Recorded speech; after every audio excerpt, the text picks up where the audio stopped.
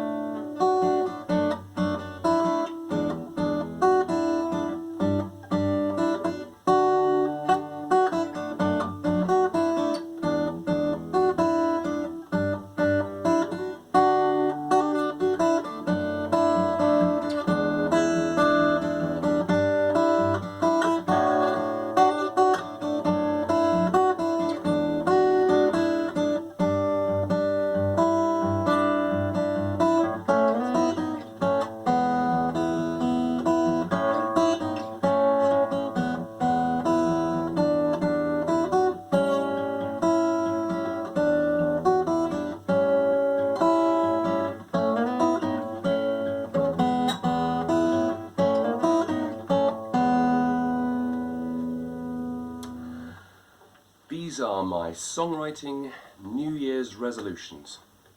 Sort of. Well, the things I was thinking about focusing on towards the end of last year, and I saw the video on New Year's resolutions from That Pedal Show, and so I've decided to codify those thoughts, those focuses, as my resolutions. So what are they? Number one, blues lead. Now, I know a little bit of blues lead guitar, so I know that if I'm in E, I can go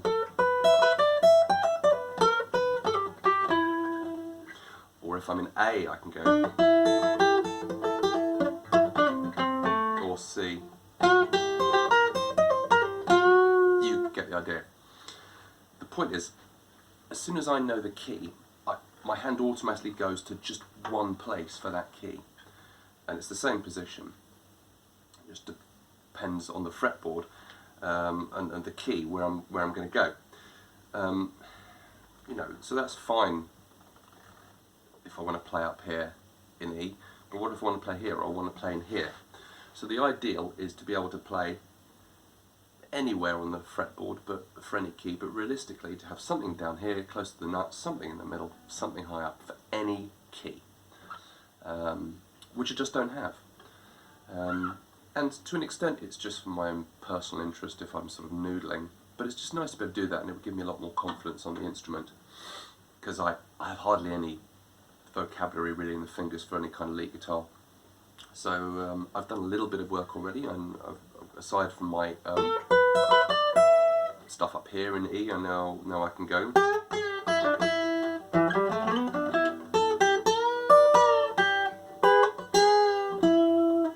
Or down here a little bit of major pentatonic. Or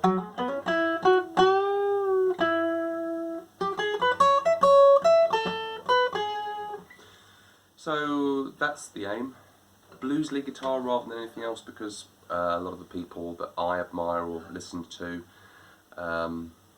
in my formative years have had that kind of blues influence, so it's a bit more interesting for me in terms of learning the fretboard to do it that way, rather than just say I'm going to learn, you know, these scales, these modes, anything like that. Resolution number 2, jazz chords. That's a little bit about hammer-ons. So everyone's got that sort of D that they do hammer-on.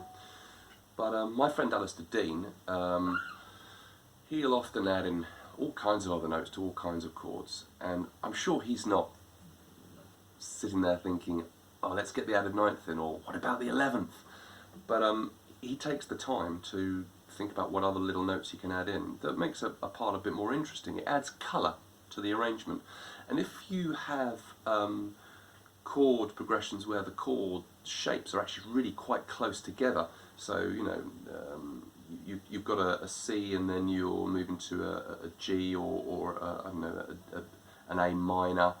If you're doing it around here, they'll sound fairly similar-ish. Whereas if you're jumping up and down the instrument to play your chords, it'll stand out far. Each chord will stand out far, far more and sound less like a progression from the previous one.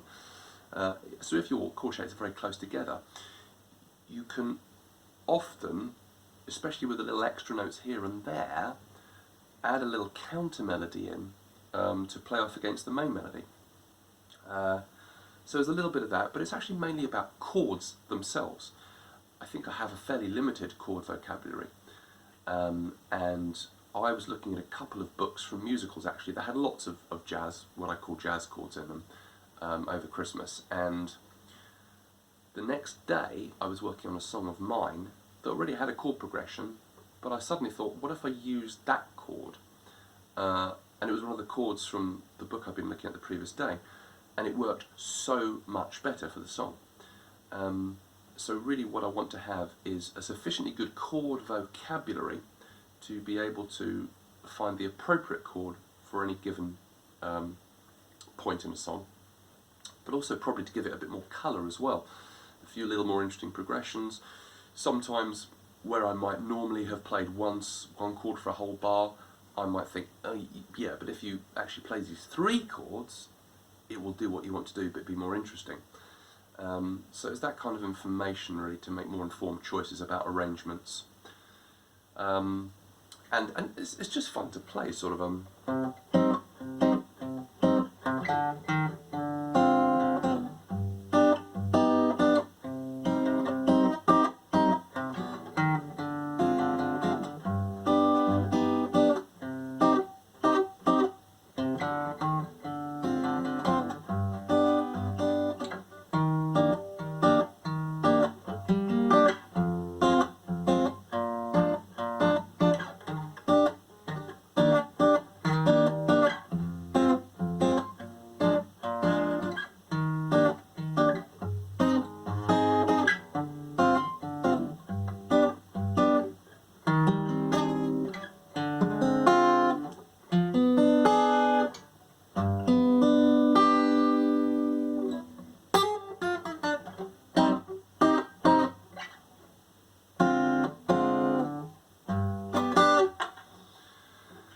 Resolution number 3 is this. Now, I've never played slide guitar. Well, that's not entirely true. I did once dance across a stage dressed in full gorilla costume playing slide guitar. That's another story. But that may be literally the only time I've done anything like that. I got one of these for Christmas, and I have no idea what to do with it. So this is just because. It's just something completely different on the guitar. I know nothing about it, so that's good. Obviously there's lots of other stuff I'd like to do, as is the same with every year. I would like to get more guitars, I would like to get more amps, pedals, all kind of gear. The number 1 priority right now is probably to repair this. Now the one of the wires has come loose on the input, so it just can't be amped up at the moment. Now it's not too bad because it's a fairly resonant instrument as it is, so so you can do a fair bit with it as it is, and I'm so used to playing it now that it is kind of almost my go-to instrument now. But I need it through an amp, please. So I'm probably going to sort that out in the next week or so. My brother Andrew has lent me his vintage VS6, I think it is. It's the SG style one, and that's been really interesting. Not least for a couple of things. I mean, well, ignoring the fact that I'm just not used to humbucker guitars, so it's been interesting to have that. But also, I hadn't really known much about the neck heavy SG thing, and it just sort of drops down when you're standing up. And also the fretboard is over to the left, so you go to play a C chord and you realise it's actually over here. Yeah, so that's good. So yes, but I'm hoping with those three main resolutions, the blues lead, the jazz chords and the slide, focusing on those will bring other things. So we'll see how it turns out.